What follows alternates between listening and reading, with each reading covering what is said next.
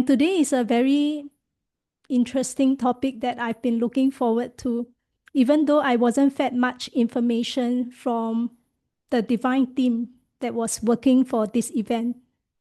So they shared they wanted to work on conquering fear of change. So I asked them, so why are we working on this topic? So they said that's because humanity is facing a lot of changes these days externally. And we can see in all kinds of natural disasters and wars that they're just blowing up everywhere. And not just in all these external calamities, but in the workplace, it's massive upheavals. Even if we are in the safest of workplaces, where we've stayed for like decades or the longest time, so comfortable there. But even so, there's so much upheavals going on these days. It's shocking. It has never been experienced for so many years of our working lives. And suddenly all these upheavals are coming up. Even the established companies, you have all the restructuring going on and all the years of loyalty being treated like rubbish, that people and teams are just asked to let go. And even if we are not one of those that are being asked to let go, a lot of people are living in fear these days. Am I next? What's going to happen to my current job scope? And with AI coming in and all, it's the divine team shared as we will just get added roles and responsibilities. Even if we stay in the same job, we have to keep changing. It is really the fact of life these days. But how is these days different from the past? It is more accelerated these days. Maybe last time the changes can be buffered a little longer, it takes place over years. Nowadays it's months or even weeks. Suddenly you are expected to understand how to use the AI and then implement the AI and then reduce headcount because the AI is supposed to do something that the current headcount was covering. So now that you learn AI, okay, you can cut one staff now and you just manage, from a team of, so for the current assignment, from a team of 4 staff, 4 full-time legal counsels, cut to 3, cut to 2. Now 2 is like 1 perm staff and 1 contract, which is me. Oh gosh, 4 persons work become 2 persons work, same pay. So this is what we call by changes. Either we feel compelled these days to leave our jobs, to change jobs, or we are asked to go. Then we keep moving around, or we want to find a job, but all kinds of things, all kinds of description is keeping us on our toes. So then that's when this topic comes in. At the heart of it, when we master or we learn how to work with fear of change, we are truly setting ourselves free on so many levels. And the core reason why we are so stuck with our fears is because we forgot our true divine essence within. It sounds almost simplistic or easy for the mind to understand. I'm divine. We are all divine. We are equals as the divine beings. It sounds so easy to grasp on the mental level. But this is something that just stays in the mind. For most of us, it doesn't integrate within us. How we know that? We are still stuck with our habitual ways of thinking, of feeling, of living. All these amazing things that I'm divine, we are divine, I'm awakening my divinity. It doesn't sink deep enough. It's just outside. It's good to know knowledge, but it doesn't change us enough, substantially. And how this presents in our waking lives, there are 2 things. First is we will often see ourselves inferior to others or to divine beings. We can't really grasp the concept that we are equals because our lower mind is stuck in this comparison that I'm just less than, I'm lower than. I want to say, show up in this world, but I look around. I compare myself to everybody else. I think I'm the worst. I think I'm not good enough. Therefore, I'm not ready. I'm not deserving. I should just stay status quo. And the second thing, how this presents, is we can't see any goodness in ourselves most of the time. If we are like a blank piece of paper with a few dark specks, do we notice our eyes automatically zooming into the dark specks? Oh, I can't stand this part about myself. So lacking in confidence, so low self-esteem, so useless. But have we taken a few steps back and look at the whole blank canvas on that same piece of paper? Or are we often just narrowing down and then counting the dark spots that we have in our life? Counting all the areas we have not healed in ourselves. And because we have not healed ourselves, we tell ourselves we are not ready. Because I'm still healing so hard. I cannot be applying for new jobs, or I cannot step up in whatever I'm doing because I'm not ready. I'm still healing. I'm still working with all this within me. And there's a stark difference between being humble, that means not being arrogant, and amnesia. When we say humility, a part of us would have remembered our true divine essence.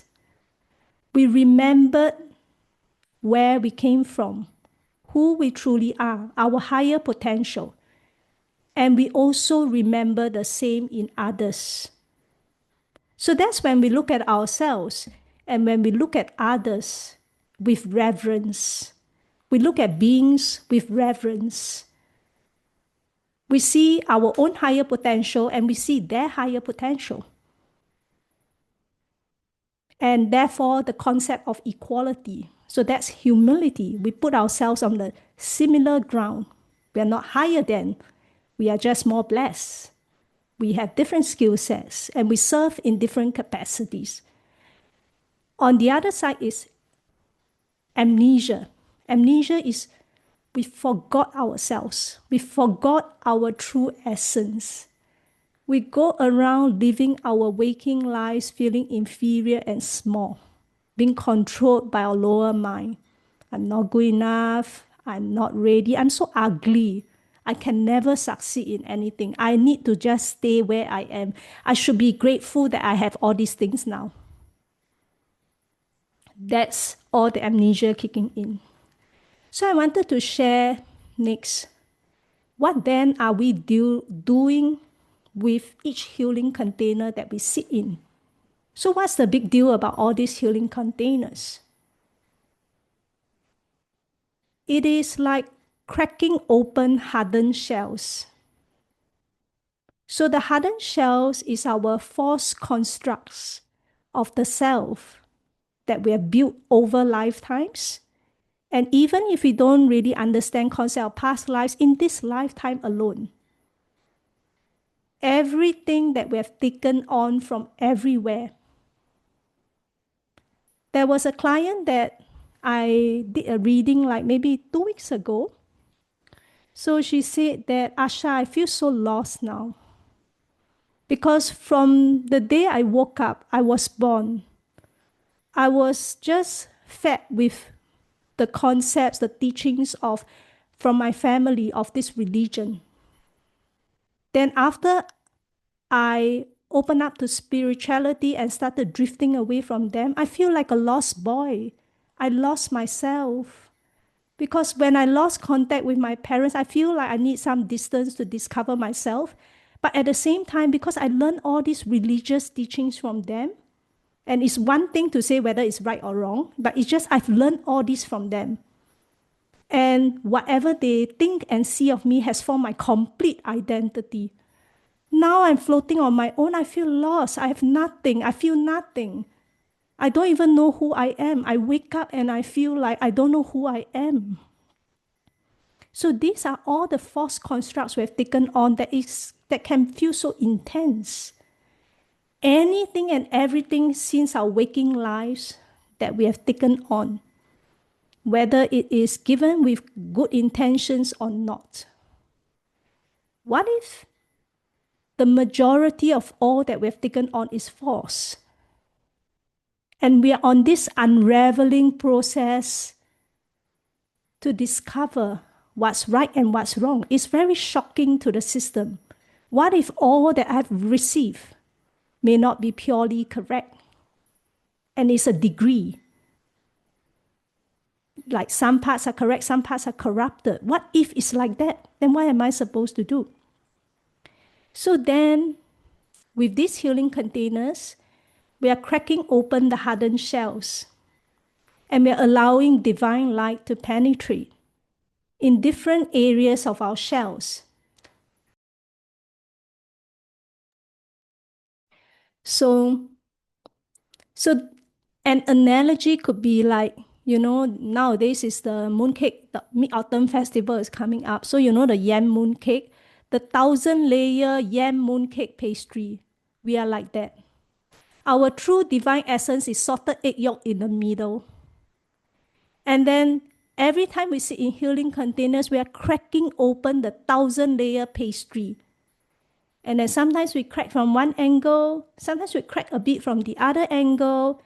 Then the pastry then the light, the divine light, has to move through the yam paste, so sticky, so murky, and eventually it reaches the salted egg yolk. And then as we keep sitting in these healing containers, the cracks open up more and more, more and more, more and more. And whatever we manage to reach within to awaken the dormant divinity within us, it starts to accumulate.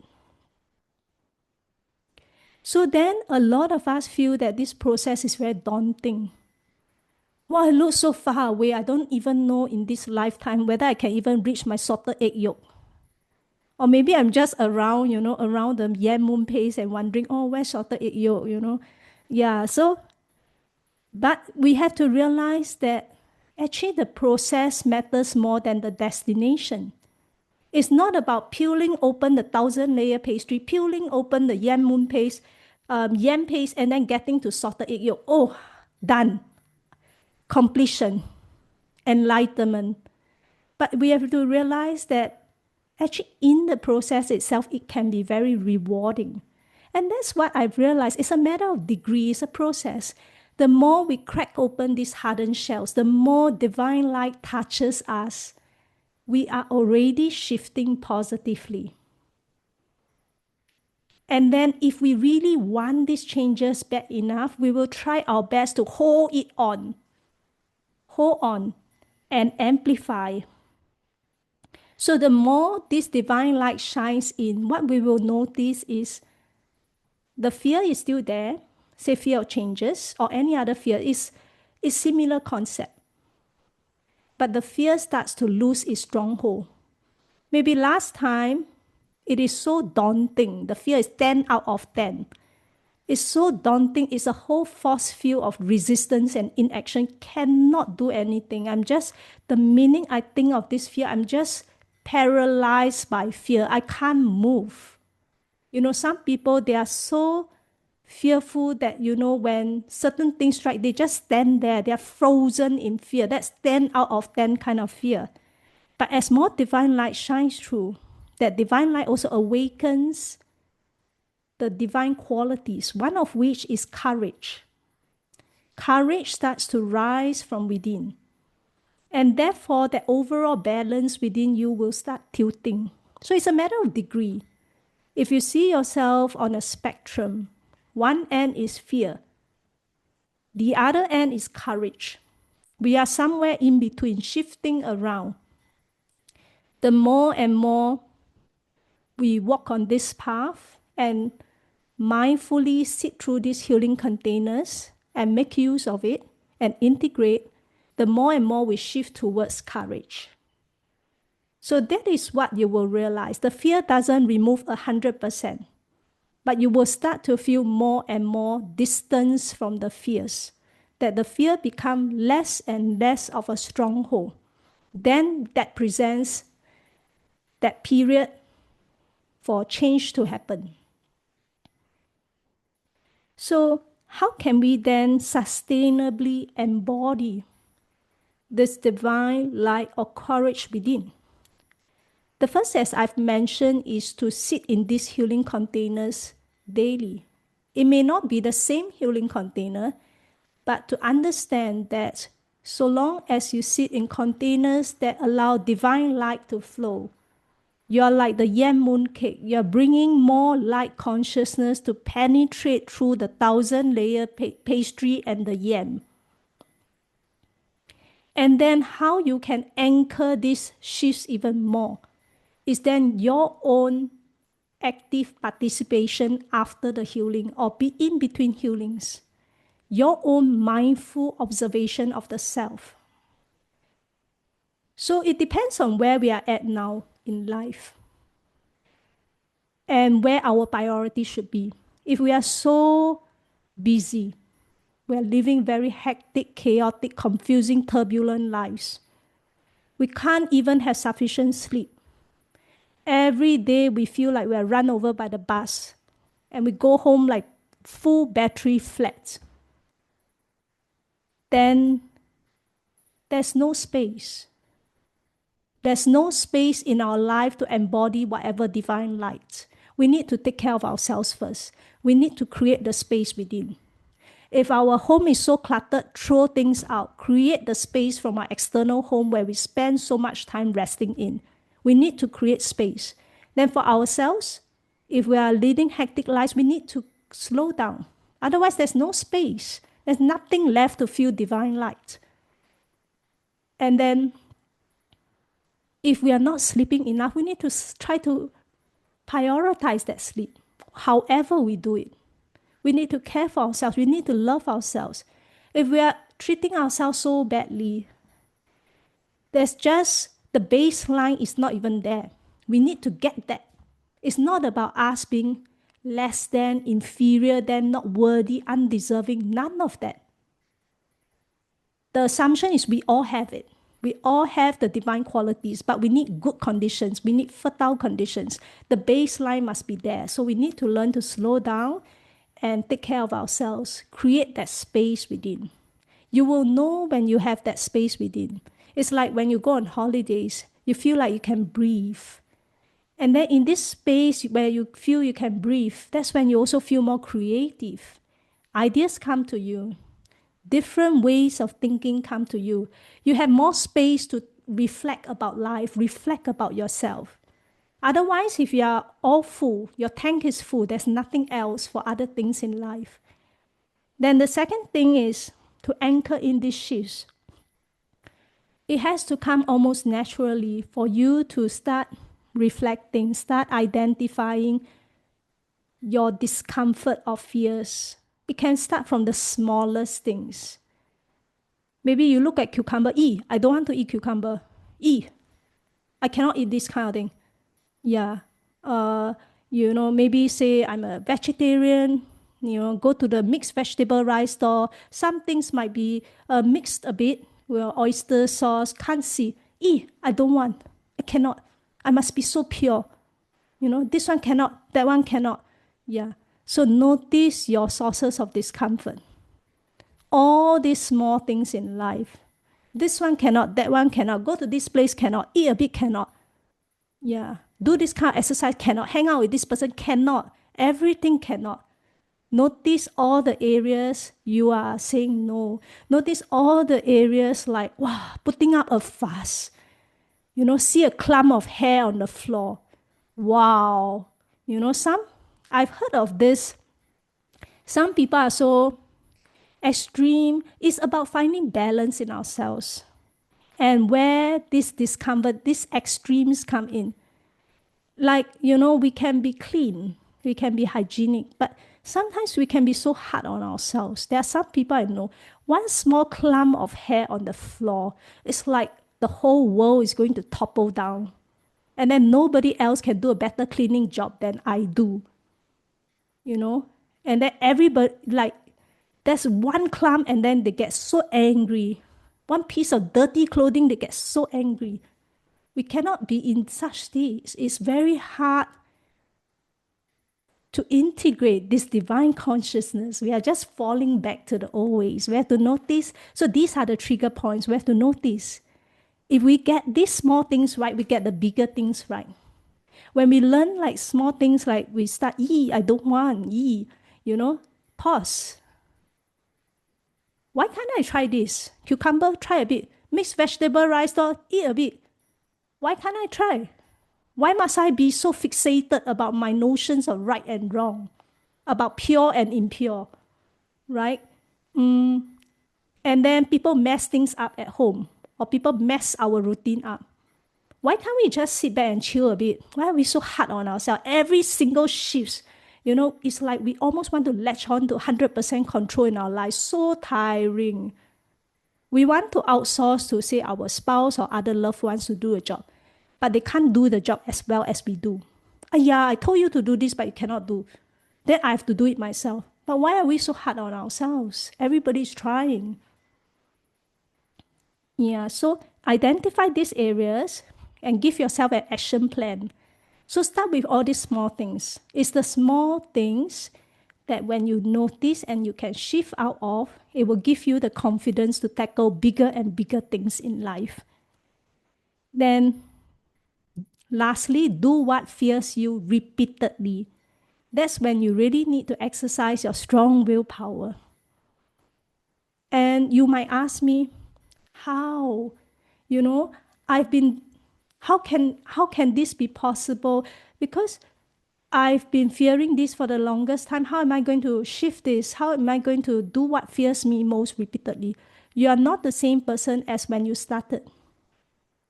These healing containers will have already created a lot of cracks in your hardened shells for divine light to penetrate. Therefore, make full use of the opportunity presented to do what fears you most repeatedly. Then you can have that breakthrough. You will feel more and more as you sit in these healing containers, the motivation rises to do something different. Make full use of that. Don't just sit with it and let the feeling fade. So why do we fear all these changes? Because most of us desire to stay small, safe, and comfortable. And as we rise in age, the fear intensifies. Because the higher we rise, the greater our fall. It's like someone aspiring to make the first million. We think it's difficult, but when we make it, it's actually even harder to make, say, the next 10 million, then the 10 million to the next billion. So it's getting harder and harder because the greater we rise, the higher we fall, the more risks we have to take. And then the longer we stay stuck, the harder it is to move. So as we rise, as we grow older, know that these resistances amplify. So the more, two things. First, we don't need to realize we can't be so hard on ourselves. Last time when I'm so young, why is it so easy for me to change job? Now I'm so old, I always fear so much.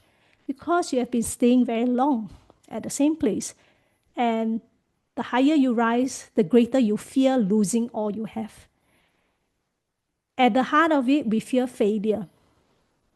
It's not just fear of change. Change alone without feelings is fine. But changes come with failure, the risk of losing everything you have built. And with that failure, it comes with your identity attached to it. Your identity attached to success. You feel that you might be rejected, you might be abandoned, you might be unloved. And then when we start learning to reclaim our divinity or courage, what happens? So say we have been listening to these healing containers, we have been working on our little fears and going about conquering them repeatedly. It will start to create a positive force field around us. In our workplace, back to the workplace concept, we learn to realize our true worth and not settle for less. Have we been in situations where we just feel like every day we are very humiliated. We're not being respected for who we are. And we are being taught in a way that our value doesn't matter, our existence doesn't matter. If we realize our true worth, we will start looking for alternatives, we'll start shifting. We wouldn't just put up in the same job where we feel so miserable by somebody else and we listen to it day in and day out and feel miserable within. And that's when we know our true worth, we never settle for less, we start to create alternatives for ourselves. We make full use of these healing containers. It's not just a one-off use, but we latch on to that motivation, that fire that we feel. Then we start creating an alternative pathway. I've seen a lot of people, the problem is they don't do it consistently. They don't build on their efforts. That's when it crumbles. So say, for example, I went through a healing container. I feel so much inner fire. But the inner fire is only enough for me to go to LinkedIn and look at all other job postings there. Every posting has 100 applicants. Then I'm back to square one. Better don't move. So this is for the context of someone who desires to change their jobs. They're so sick and tired. They want to change. They talk about it for years. They want to change. They want to quit. Okay. So they feel inner fire. Inner fire, when you feel it, you have to make full use of it. It's like you have been in this desert for the longest time. It hasn't rained. Suddenly you feel rain. Make full use of the rain. Quickly do everything you want to do. Use that inner fire, squeeze every ounce of it. If that means in my case, if I want to move, I feel inner fire. Wow, quickly go and update resume, update LinkedIn, look at the job application, get into inner peace, come into this daily practice where every day I make sure I'm in inner peace and alignment. So I know exactly what opportunities to reach out for and what are the recruiters I allow to contact me or whatever. I open up my... On the same day, I update my CV, I update my LinkedIn, I start to make my LinkedIn presence open and available. And I start thinking how I can strategize my LinkedIn so that people can see me. You know why? Because hundreds of applicants, how can you stand out? Your first base level is your CV, but also your own LinkedIn profile. People can't even see the face. People can't even see it right up. It's less attractive. It's not about you being lousier. It's just we need to package ourselves in this world. Yeah, so you need to learn to improve the aesthetics. So make use of your inner fire, squeeze every ounce of it, and that's when you can keep going. And then when you feel tired, you feel you need a break, take a short break, but come back again. And at the end of the day, you have to motivate yourself to keep going. If you're waiting for somebody else to motivate, it's very hard. If you're waiting for somebody else to endorse your actions, it's very hard. Even your closest kin will not be able to do that. They just don't have the capacity or the ability to do that. Only you can motivate yourself. So then, I also want to talk about, lastly, shifting perspectives on fear. The old mindset is that we need to eradicate fears. We need to make sure we are completely done with the fears. Then we can show up. We can then exercise our courage, take the requisite action. But the new mindset is we don't have to be fully done with the fear. It's a matter of degree. It's a process. Fear and courage are opposite ends of the spectrum. We don't need to be on extremes. It's about finding balance. As we keep moving towards courage and less of fear, more and more opportunity and bandwidth will come in to shift more towards, to tilt the balance, to do a positive action, make full use of that. And also, the new mindset is fear is an opportunity. What if we say, fear represents your next level up, your next breakthrough. You're already so close. You have done so much work on yourself that you are now able to have that clarity of mind and heart to confront this fear, to recognize this is a fear. You're at that line where this is the fear and you are there. And behind the fear is the jewels, your next level up, your next breakthrough. But you're just sitting in front of the fear for so long. When you finally cross, probably the first thought in mind is, why did I take so long? Yeah, why did I take so long? Is your next breakthrough awaiting? So think about that. And think about not just sticking with healing, but completing your healing with action. Because that's when your learning cycle completes. Your wounds, you work through the wounds, that's great. Work through the energetic clearing. But then it must tangibly come to the real life. It must integrate within you. That's when your action matters. Even your actions on yourself matters. Caring for myself, prioritizing my own sleep matters. And then don't feed yourself with excuses. Don't wait, because it all adds up. Maybe today I feel the inner fire. Wait until next week. I feel a bit lazy. You know, people say Sunday is rest day. Sunday is rest day. Monday, Friday work very hard. Then Saturday, I'm recovering. Sunday is rest day. Then every day I'm resting. Like there's no bandwidth for me to do anything to change my life. Don't wait. You feel the inner fire. Maybe after this healing, you feel the inner fire. Go do it. You listen to healing container. That's what I do. I listen halfway, not even the full thing. Like sometimes I listen to a transmission. Halfway through, I stop because I feel the positive action. Quickly go do it. I don't want to wait until after that. Oh, it's so late.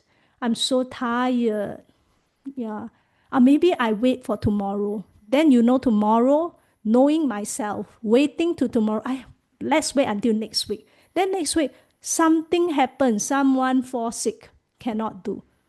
Don't do all that. Just do it at that point. And lastly, don't dwell on missed opportunities.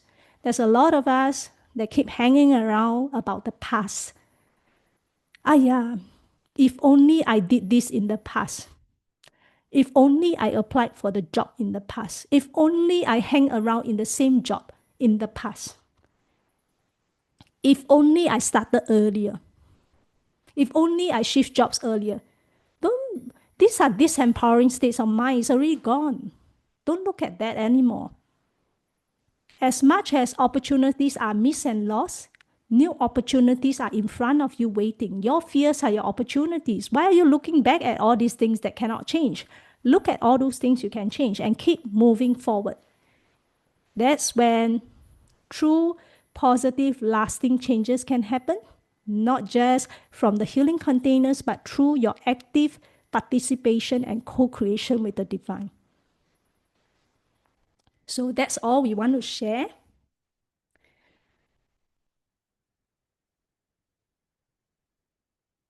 And perhaps may I propose now we get into a healing container?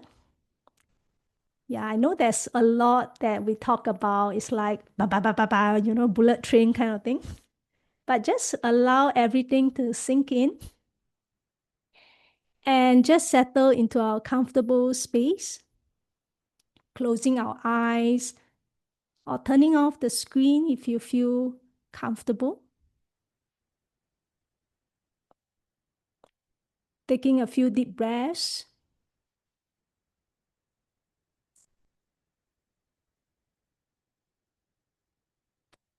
Just allowing what we have shared earlier to settle.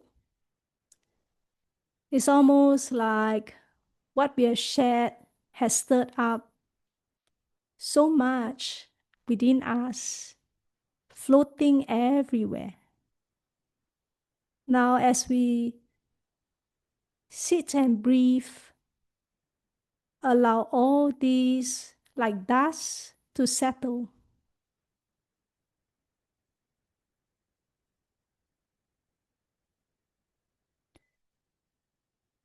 And knowing that with each inhalation, we are breathing in the divine light or consciousness. With each exhalation, we are breathing out all dense and discordant energies and emotions. Everything not aligned to divine light.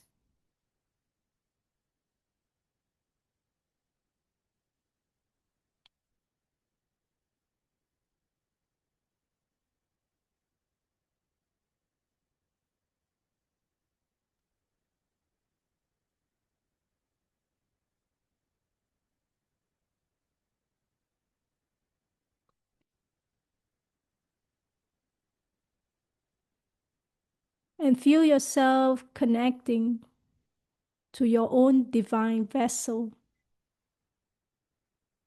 This large divine architecture and gift that you have been bestowed with since birth.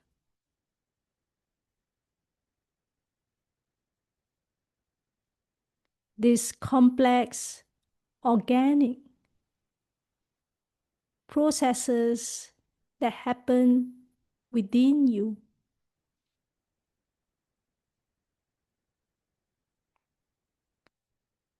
This beautiful vessel that took on so much for us, tirelessly.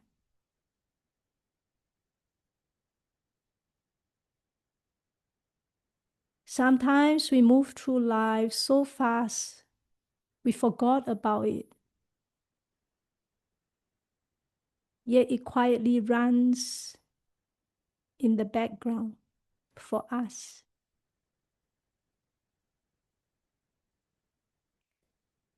Feeding it with the divine nourishment.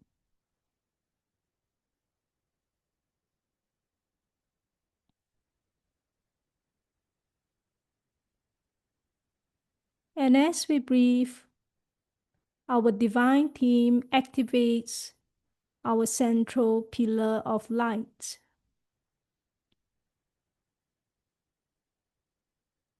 A huge ball of light that surrounds us. A safe zone that opens up for us to rest.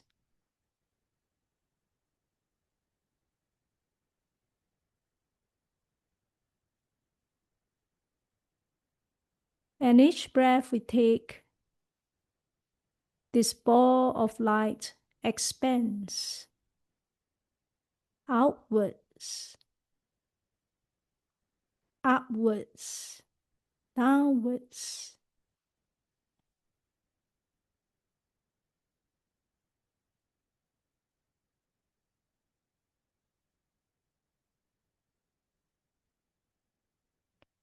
And allowing this ball of light to extend beneath our feet,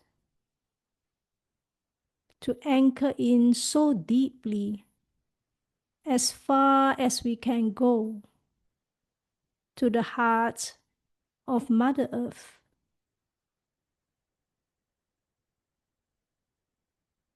This resting sanctuary that awaits us beneath our feet.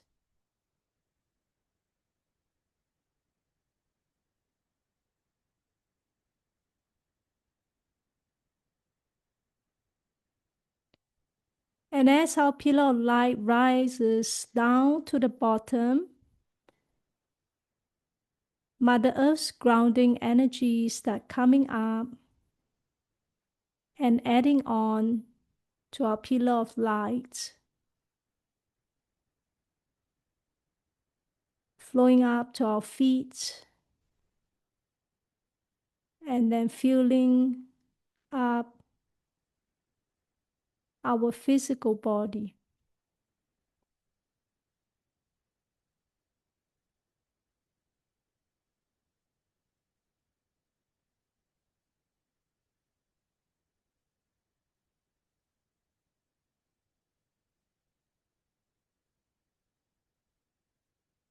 allowing ourselves to rest in the safe embrace of Mother Earth.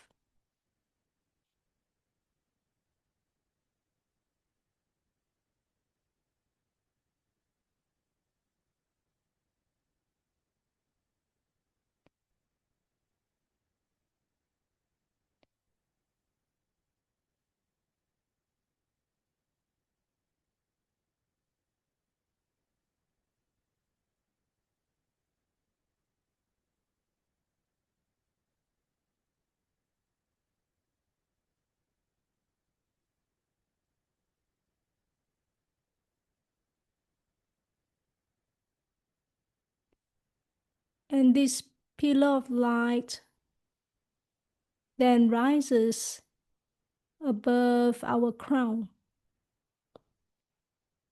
connecting to the infinite cosmos above. Again, just allowing it to rise as high and as far as it wishes to go, knowing at all times your divine team is here to keep you safe and protected. And wherever the column of light lands, allowing the higher dimensional energies to then flow down to feed and nourish your pillar of light.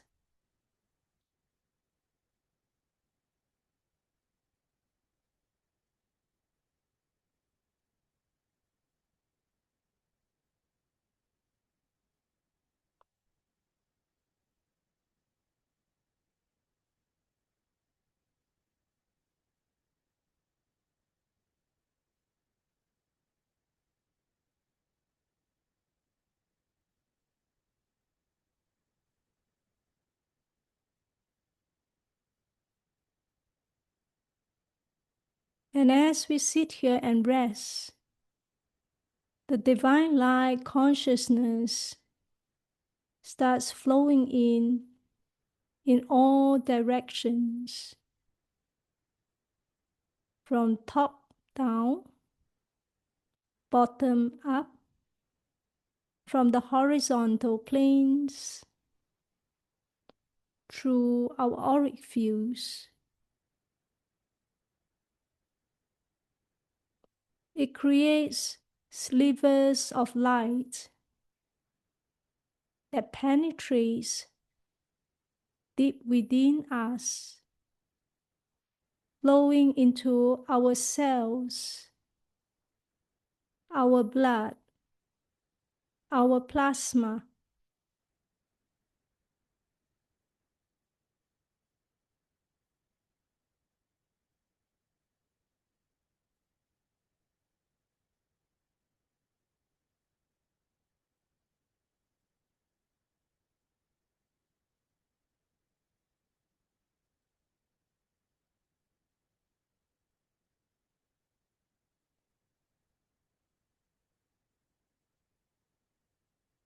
And as more gathers,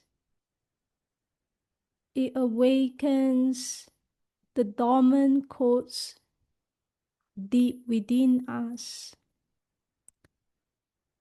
of remembrance of our true divine essence, like unlocking a door that has been locked for the longest time.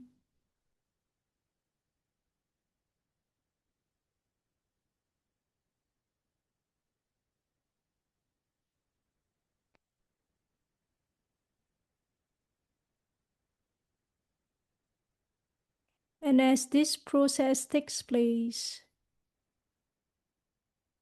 today we invite your divine warrior team to gather around each of you.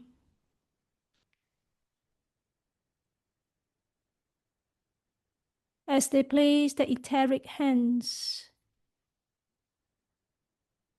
in all directions around your abdominal region, The areas, it could be around your womb, around your navel, around your solar plexus, just the entire section, so many etheric hands just placing around you. And they want to shine this focused beam of courage to activate the dormant codes of courage within. Or if it has been awakened a little, going deeper.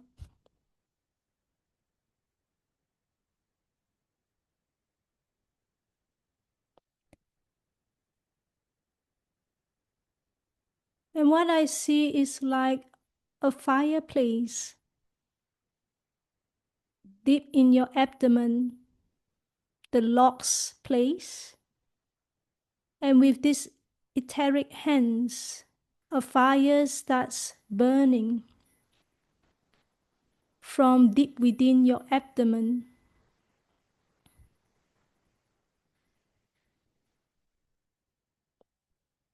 And as you sit and breathe in this divine light, the fire grows more and more. It's the inner fire that is already part of you. It does not burn or harm you. It supports your growth.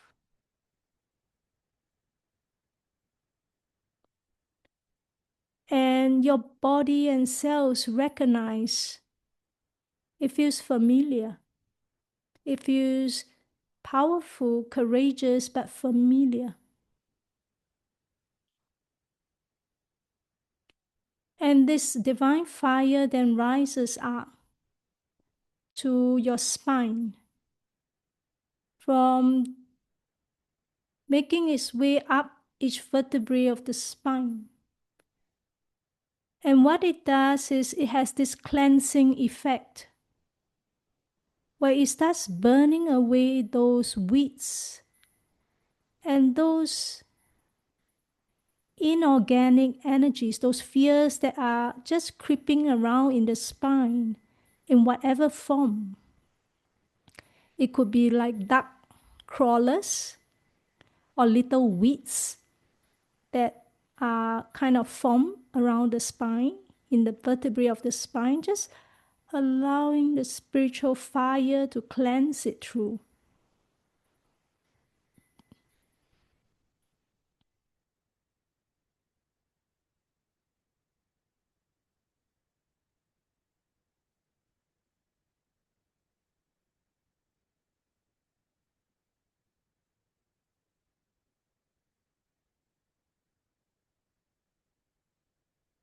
And the fire is intuitive.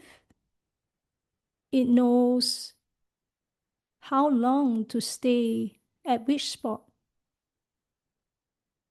And it makes its way up your spinal column to the back of your head, to your brain. And it sends this divine fire within, just cleansing all those weeds and all those fear-based beliefs and thought patterns that have taken root within your headspace, and some of which have started from seedlings and growing as plants within your headspace, sending this clearing and cleansing to remove all these inorganic energies and emotions and thought patterns.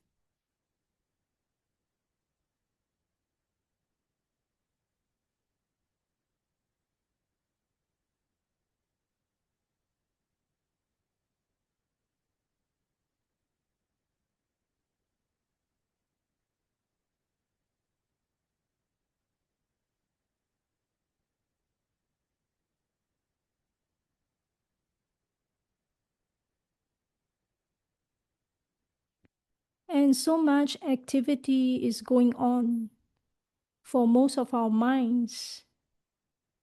So much clearing is going on.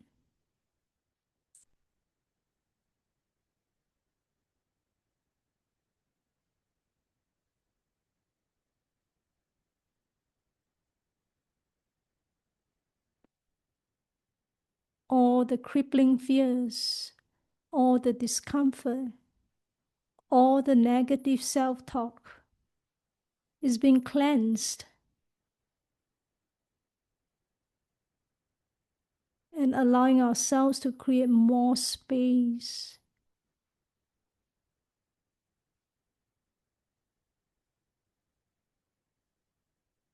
More space for higher perspectives to grow.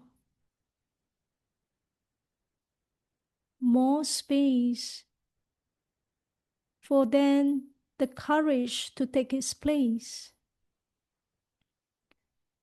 And the divine fire then flows to our eyes and our ears. Just doing a deep cleanse of our eyes, our third eye chakra, in between our eyes and the top of our head, the forehead, the center of the forehead is the third eye chakra. And in between our eyes is the cosmic consciousness. So just removing all these veils. So they show me it's like when we have myopia, the thickened part that blurs our vision.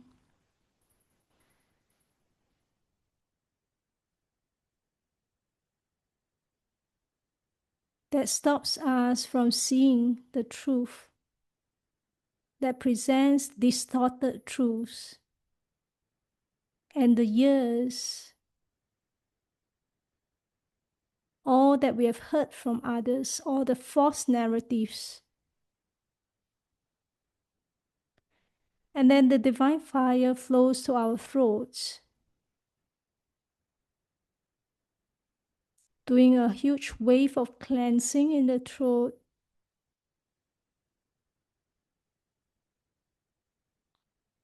And to ignite our courage to overcome our fears. Our throat is very important vessel to assist us to communicate so as to complete our learning. And the divine fire flows to our heart.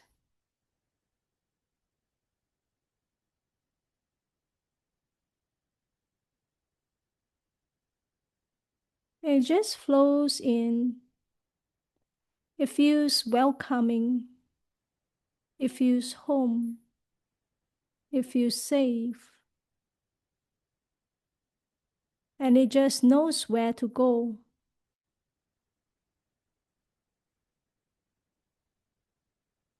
The divine fire also flows to our lungs. All the worries that are trapped in the lungs. Just cleansing through.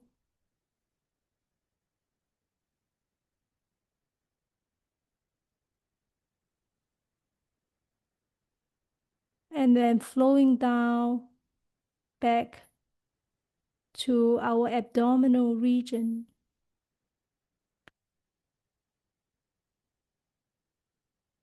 The divine fire that completes its cycle around us.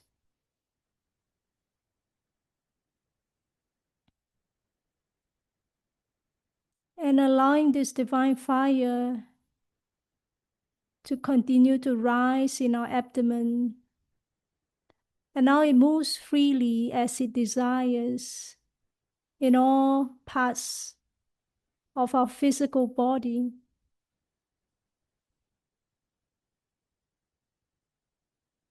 Allowing the divine fire to intuitively move as needed.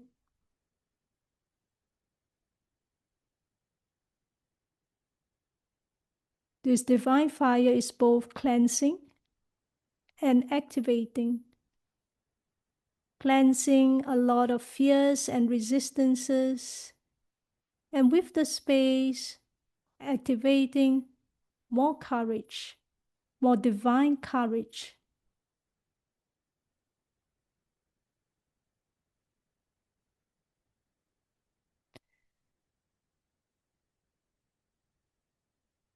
And the divine fire also flows into our energy fields around us, flowing beyond the physical body.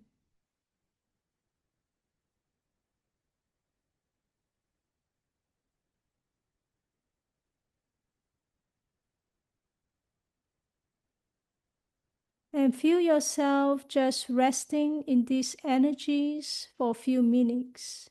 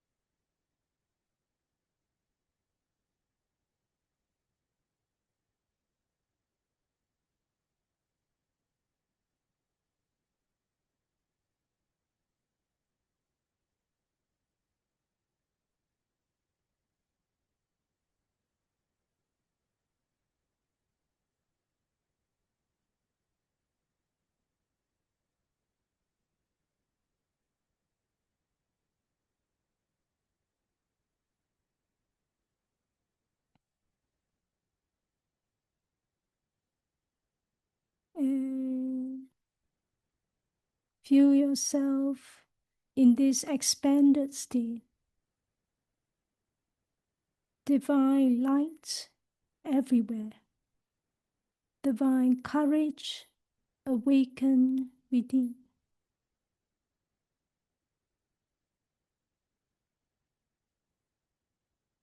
And as you sit in these healing containers more and more, this will fill you up more and more. And eventually, you embody it as you.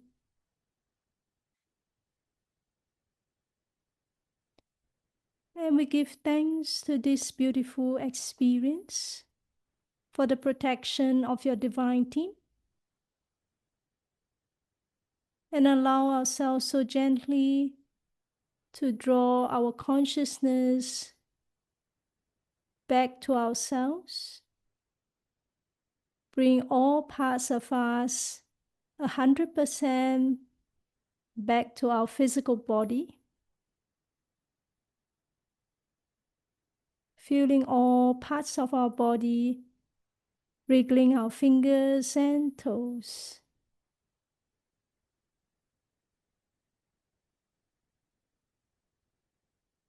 Anytime you feel ready, take in a few deep breaths, slowly and mindfully, before you open your eyes.